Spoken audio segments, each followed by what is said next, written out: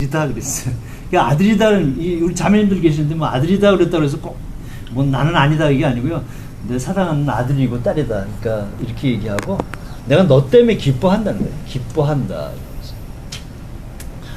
그래서 따지고 보면 하나님하고 예수님하고 만난 거죠. 만난. 그러니까 우리 인생 가만히 보면 사실은 인생은 만나는 거에 의해서 내가 결정된다. 내 인생 내가 마음대로 사는 것 같아도 사실은 만나는 거에 의해서 결정돼요. 자꾸 그렇게 그 모습이 이루어져 간다는 거예요.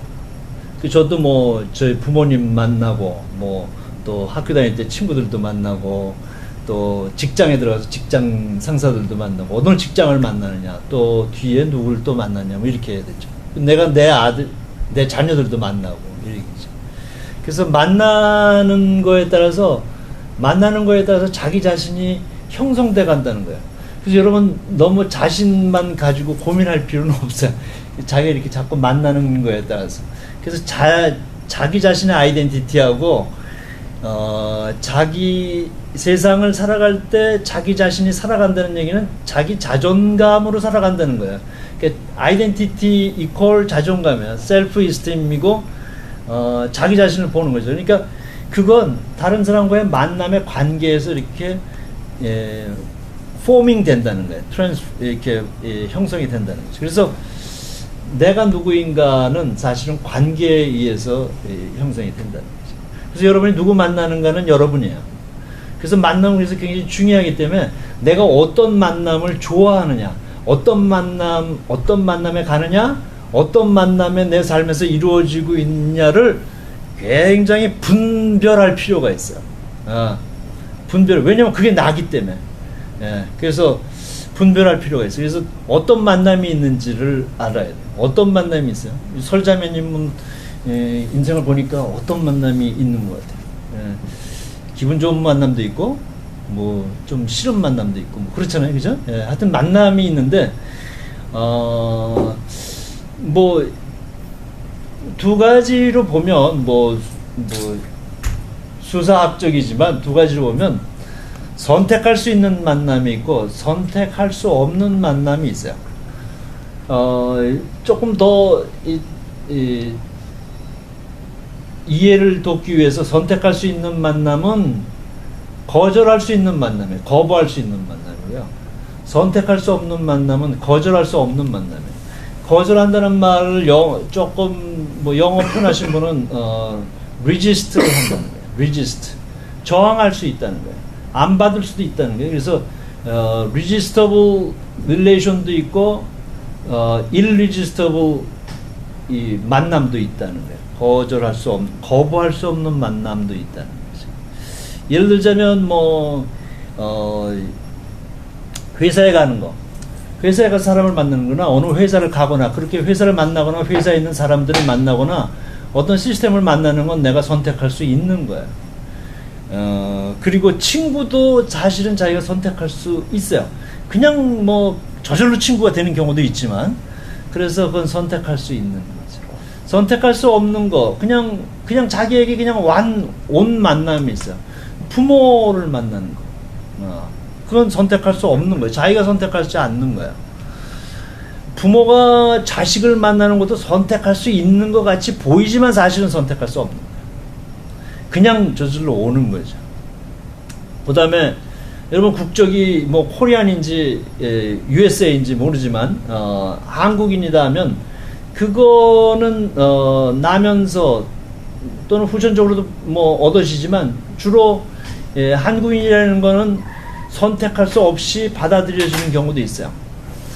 그런데 나중에 미국에 이민 와서 또는 어떤 연에서 미국 시민권을 얻고 한국 시민권이 없어지거나 또는 미국 사람이 한국에 와서 한국 시민권을 얻고 미국 시민권을 포기하거나 했을 때에는 그 선택과 만남이 바뀔 수도 있다는 거예요. 선택할 수 없었던 관계가 선택할 수 있는 관계로도 바뀔 수 있는 여지가 있다는 거예요. 그래서 선택할 수 있는 관계, 선택할 수 있는 만남을 여러분이 매일매일 하시기도 하고요. 선택할 수 없는 만남을 또 매일 살아가기도 한다는 거예요. 그 선택할 수 있다는 거를 잘 좀 들여다봐야 되는 건 뭐냐면 선택할 수 있다는 건, 내가 선택할 수 있다는 건, 그런 프리빌리지가 있다는 거는, 프리빌리지가 있는 대신에, 리워드를 줘야 돼. 컴펜세이션을 줘야 돼. 내가 회사를 선택한다는 건, 회사에 그만큼 내가 리워드를 주고 컴펜세이션을 해주지 않으면, equivalent or more, equivalent or better가 안 되면, 그런 equivalent 관계가 이게 충족이 안 되면 리젝트 한다. 나만 선택하는 게 아니라 상대방도 나를 선택할 수 있다. 그래서 그렇게 되면 리젝트하면 리지스트하면 관계가 브로큰 되고 깨진다는 거예요. 그러니까 선택할 수 있는 관계는 깨질 수 있다는 거죠. 선택할 수 있는 건 깨질 수 있어요. 그래서 깨지면 인생이 다 이 선택할 수 있는 거를 프라이어리티 넘버원으로 생각하고 인생을 살면 깨졌을 때 프라이어리티 넘버원 인생이 깨졌기 때문에 갈 데가 없어. 맨하탄에는 정말 하룻밤 사이에 갈 데 없어서 정말 이 방황하는 사람 굉장히 많이 있어요.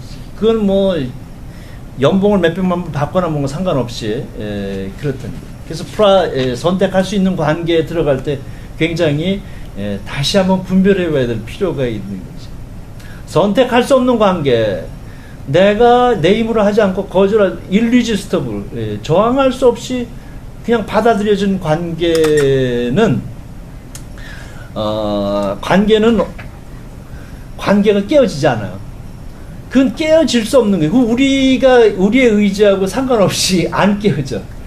예를 들어서 부모와 자식 간의 관계는 아무리 뭐 잘하고 잘못하고 뭐 하지 않아도 깨어지지 않는다는 게 브로크는 안 돼요. 이퀴블런트가 상관없어요. 뭐 내가 잘 못하고 맨날 놀아도요. 부모님 아무리 속을 썩이거나 또는 뭐 부모가 아무리 못된 부모라 하더라도 그 관계가 깨어지지 않는다는 거예요. 깨어질 수가 없어요. 왜냐하면 그건 우리가 만든 관계가 아니기 때문에 그런 거죠. 그러니까 내가 만든 관계에선 내가 창조주야. 그렇죠? 내가 만들지 않은 관계에서 내가 그렇게 받았어요. 그러니까 내가 사실은 어떤 그런 면에서는 크리에이터예요. 피조물이에요. 그런데 이상한 관계가 하나 있는데 뭐냐면 선택했는데 선택할 수 없는 관계로 변해지는 관계가 딱 하나 있어요. 최근에 근자하신 우리 이면수 현재님 뭐 어떤 거예요? 어떤 관계예요? 뭐요? 결혼하는 거예요. 부부 남녀 사이에 선택했어 분명히, 그죠? 뭐 선택해서 결혼하죠. 요새 그렇지 뭐 물론 부모가 선택해주는 옛날도 있었지만 그것도 하여튼간에 선택이야. 그러나 요새 이제 자기가 결혼하겠다고 해서 선택했는데 부부가 돼서 결혼하면 가정이 생기면 가정이 됐으면 사실은 그 다음서부터 no choice야. 그러니까 이혼하고 결별하는 건 그건 정말 자기 생각대로 하는 거예요. 이 선택할 수 없어요, 사실은. 그래서 뭐 결혼할 때 그러잖아요. 뭐 비단 교회에서 하는 결혼식뿐만이 아니라 세상에서 하는 결혼식들도 결혼식 할 때 주례가 이렇게 하진 않는다고요. 나중에 그 혹시 성격이 한번은 수틀리면은 그때 가서 그냥 깨지는 거예요. 이거는 이렇게 주례하진 않잖아요, 그죠? 주례할 때는 어떻게 해요? 다 끝까지 사랑하고 이 가정을 잘 갈 거라는 전제에서 한다고요. 그리고 뭐 교회에서 하는 주례는 하나님이 이 연결하고 맺은 것을 사람이 가르지 못한다라고 얘기하잖아요, 그죠? 그게 선택할 수 없다는 거예요. 내가 선택할 수 없다는 거예요. 결혼할 때 좀 신중하셔야 돼. 이건 내가 이제 이건 선택이 안 되는 거구나. 이런 거 자유가 없어지는 거하고 비슷해요. 그래서 내가 좋으려고 결혼한 것만은 아니야, 사실은 이게. 그래서 그게 관계가 그런 관계. 여기 아직 결혼 안 하신 분 한번 손 들어보세요. 솔자매님, 여기 이렇게 반쯤 걸쳐놨다는 건 뭐야? 이건 결혼했는지 안 했는지 모른다? 이거 아니고 결혼 안 하셨잖아요. 결혼 안 하신 분들이 결혼할 때는 조금 배우고 하시는 게 필요해요. 그래서 그 선택할 수 있는 관계에서 선택할 수 없는 관계로 간다. 저는 우리 제가 주례할 때 이 고등학교 선배이자 은사이자 법대 선배이자 이랬는데 그분은 뭐라 그러냐면 너는 이제부터 사실론 단계에서 법률론 단계로 들어간다 뭐 이렇게 얘기하시더라고요. 하여튼간에 그게 관계가 깨어질 수 없다는 거예요. 근데 깨어지지 않는 관계는 어떤 거냐면요. 깨어지지 않는 관계에서만 생명이 태어나. 깨어지지 않는 관계에서만 생명이 태어난다고요. 예. 회사는 자회사를 낳을 수 있어요. 그렇지만 사실 사람은 못 낳죠. 예. 생명 자체를, 이 생명과 비슷하게 해갖고 돈은 많이 낳지만, 생명 안 낳죠. 예. 동성애는 하나님이 원하시지 않고, 비성경적이에요. 사실 그건 아니죠. 그 교회가 인정할 수 없는 거예요. 물론, 죄와 죄인은 다른 거예요. 죄인은 용서받을 수 있어요. 그래서 동성애자를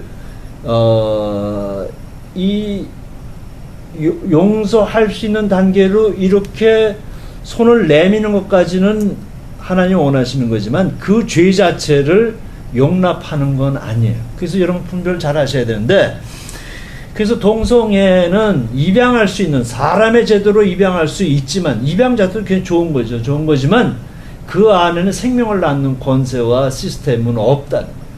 그래서 이 깨어지지 않는 권세, 이 관계에서만 생명이 태어난다. 이게 하나님의 생명이 태어난다는 건 하나님이 창조하시는 건데, 이 사람의 깨어지지 않는 관계 속에 하나님의 창조의 권능을 우리에게 주셨다는 거예요.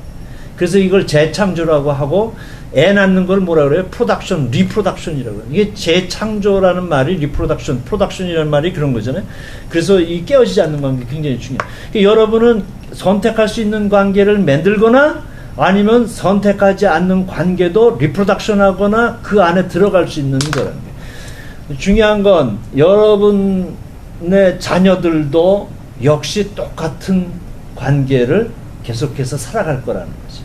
그래서 좀 이렇게 분별하고 나눠보고 하는 일이 굉장히 필요하다는 거죠. 뭐 너무 심각한 얘기만 한 것 같아요. 그래서 살 때 내가 어떤 관계 속에서, 선택할 수 있는 관계 속에서 내 인생의 넘버원 프라이어리티와 내 에너지를 다 소비하면서, 에너지를 투여해서 투자하면서 살 것인가, 아니면 선택할 수 없는 관계에서도 내 시간과 에너지와 돈을 어떻게 드려야 될 것인가를 결정해야 돼요. 생각해 봐야 돼요. 제 친구들이나 내가 아는 친구들, 뭐 어렸을 때 공부 같이 했어요. 뭐 젊었을 때 공부 같이 했어요. 그래서 그 사람들이, 그 친구들이 만나는 사람들이 있었어요. 만나는 관계가 있었어요. 근데 그 일이 잘못됐다는 게 아니라 그 일이 의의가 없다는 게 저 의의 있는 일이고 국가적으로도 중요하고 좋은 일이었어요. 그런데 넘버원 프라이어리티로 놨을 때 지금 오늘 as of today 어떤 친구는 감옥에 있어요 지금. 네. 어떤 친구는 뭐 그 자리에서 시리에서 스텝 다운 했어요.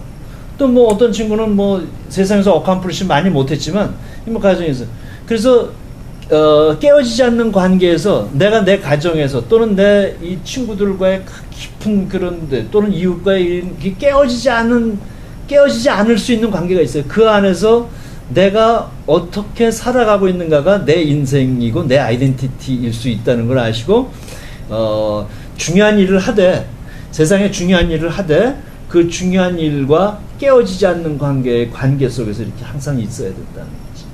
이게 딜레마예요. 근데 돈이 유혹하고 자리가 유혹하는 거 정도가 아니에요. 돈에 유혹 안 당해도 내가 저절로 가. 여러분 세상이 그 간단한 거 아니잖아요. 내가 저절로 가고요. 그리고 권세에 그렇게 저절로 갈 수 있다는 거예요. 아무리 내가 말로 이렇게 해도요. 여러분이 설교할 땐 여러분도 그렇게 설교할 수 있어요. 근데 내가 그 자리에 갔을 때는 사람이 그렇게 되기 굉장히 쉽다는 거죠. 그래서 그런 프라이어리티를 연습해야 돼요. 이 관계 연습을 해야 돼요. 근데 높은 자리에 올라가거나 돈이 많아지면 연습하기 어려워요. 여러분 한 100불은 내가 연습할 수 있어 이렇게. 예. 근데 한 10,000,000불은 연습하기 어려워요. 10,000,000불이 주는 대로 따라가야 돼. 예. 그렇잖아요? 예. 그러니까 연습하는 게, 관계 연습하는 게 굉장히 필요하고요. 엄마 아버지가 관계로, 그런 관계로 연습하면서 사는 거를 다 자녀들이 다 보고 다 느끼고 다 가지고 있어. 그래서 한국에서 부모들, 우리 1세대들 뭐 있고 있는데, 여기 미국에 와서 한국말 잘 못하고 여기 식대로 결혼하고 여기 식대로 살아도 이 헤리티지가 부모의 헤리티지를 많이 받고, 거의 내가 보기에 뭐 90% 이상 받고 산다는 걸 아죠. 예. 그래서 그 굉장히 중요해. 그래서 진짜 내가 프라이어리티 넘버 원으로 해야 될 게 뭔가. 그래서 그 프라이어리티 넘버 원이 하나님이 우리 각자에게 다 다르게 지으셨어요. 그래서 그 프라이어리티 넘버 원은 다 달라요. 다 다르다. 그래서 그 프라이어리티 넘버 원의 사인이 뭐냐, 증거가 뭐냐, 어떤 거가 정말 하나님이 나한테 주신 거냐 하는 거를 여러분 잘 봐야 되는데, 그게 뭐냐면 내가 진짜 사랑하는 거, 내가 사랑하는 아들이라고 하나님이 그랬잖아요. 내가 진짜 사랑하는 게 뭔지 알죠? 사랑하는 건요, 결혼하고 나중에 사람들 왜 이혼해요? 나중에 이혼할 때 되면 사랑 안 한다는 거야. 분명히 목사 앞에 와서 둘이 사랑한다 그래서 내가 도장 찍어서 결혼시켜줬는데, 이혼할 땐 나한테 안 와. 이혼할 때도 꼭 나는 그 결혼한 쌍들에게 이혼할 때는 꼭 나한테 와서 이혼식을 하고 가라 이렇게 얘기하는데, 이혼할 때도 물어봐야 돼. 사랑해서 이혼하냐 물어봐야지, 그죠? 예, 그러니까 이혼할 때 되면 사랑이 안 한다는 거야. 그건 사랑이 아니야. 근데 하나님 우리 오늘이나 내일이나 어제나 다 사랑해요. 이게 하나님의 사랑은 좀 다른 건가? 조금 모습이 다를 수 있어. 그 여러분, 영원히 사랑할 수 있다는 건 뭐야? 하나님은 왜 영원히 사랑할 수 있어? 하나님이기 때문에 사랑하는 게 아니고, 이 하나님의 예수님한테 뭐라 그러냐면, 자기 아들 예수에게 너는 내 사랑하는 아들이다 이렇게 했잖아요. 그러니까 아버지가 아들을 사랑한다는 거예요. 아버지가 딸을 사랑한다는 거예요. 남편이 아내하고 결혼할 때 그때는 정말 영원한 사랑으로 사랑한다고 고백했어요. 아내가 남편 사랑할 때도 마찬가지. 영원히 사랑할 수 있다는 건 뭐예요? 연애할 땐 어때요? 연애할 땐요, 매일 마음이 두근두근거리고요, 설렌다. 목사가 처음 교회를 개척해서 한 사람 한 사람이 오면 마음이 그냥 막 연애하는 것 같아요. 두근두근거리고 설레요. 한 20년 목회하잖아요? 그럼 설레나요? 20년 결혼 생활했어. 그러면 아내를 그냥 아침에 일어날 때 보면 그냥 마음이 그냥 두근두근 바운스 하나요? 뭐 조용필 노래죠? 그래요. 하나님은 나 때문에 매일매일 이게 두근두근 한다. 이게 매일매일 두근두근 거리기 때문에 영원한 사랑을 할 수 있다. 물론 뭐 젊은 사람처럼 이렇게 한다는 게 아니라 그 매일매일 보는 거예요. 그래서 높은 자리에 가면, 여러분 대통령 되시면 제일 중요한 건 내가 애국자 되는 마음을 매일매일 위해서 기도하는 거, 그건 기본으로 그냥 저절로 될 거고요. 정말 기도해야 될 건 뭐냐면, 내 마음이 이 백성들 때문에 매일매일 두근두근하게 해주세요. 이 남편을 보고 아침마다 이 남편 때문에 내가 그냥 가슴이 벌렁벌렁 해줬으면 좋겠다는 거예요. 두근두근해서. 세상 살면요, 가슴이 두근두근되고 벌렁벌렁 될 때 있어요. 왜? 두려우면 벌렁벌렁. 휘어하면 이게 막 그냥 심장이 뛴다. 예. 같은 심장이 뛰는데 사랑으로 뛰는 거하고, 기쁘다는 말은 정말 가만히 있어도 재미가 있다. 진짜 재미가 있다. 예. 그래서 만남에 이게 정말 20년, 30년, 40년이 가도 정말 재미있을까? 가슴이 두근두근 될까? 그건 깨어지지 않는 관계야. 근데 내가 이 직장이 좋고, 여기 오면 뭔가 얻어먹을 거 있고 같고, 여기는 괜찮을 것 같고, 딱 보니까 다 나하고 비슷한 사람 참 괜찮은 게, 이런 만남도 10년 뒤에, 20년 뒤에도 똑같이 가슴이 설렐 것인가? 진짜 정말 재미가 있을 것인가? 진짜 귀한 재미가 있을 것인가, 이걸 분별하시는 일이 여러분의 관계를 창조하는 능력을 사는 삶이라는 거죠. 예. 그래요. 우리는 약하죠. 사람은 그렇게 할 수 없어요. 돈 앞에, 명예 앞에, 사람은 사람한테 엎드려요. 사람이 제일 무서워, 사실은. 사람 앞에서 노를 못해요. 하나님 앞에서 노하는 사람도 사람 앞에 노 못하고 고개를 저할 때 많다는 거예요. 그래서 그렇게 이제 그 마음은, 그 믿음은 우리 마음에서만 나오는 게 아니라 정말 하나님하고 이렇게 손을 잡고, 하나님이 나한테 사랑한다고 했어요. 하나님이 나한테 그냥 가슴이 벌렁벌렁하니까, 그러니까 나도 그러면 뭐 그 마음으로 내가 이렇게 살겠다 하는 것이죠. 그래서 그런 일들이 여러분과 여러분 자녀에게도, 자손들에게도 이렇게 계속해서 가는 일이, 그게 꿈이 있고 정말 살만한 세상이다. 그런 맨하탄은 어려운 중에 어려운 세상이에요. 그래서 그런 가슴이 설레이는, 여러분 회사 올 때 가슴 설레요?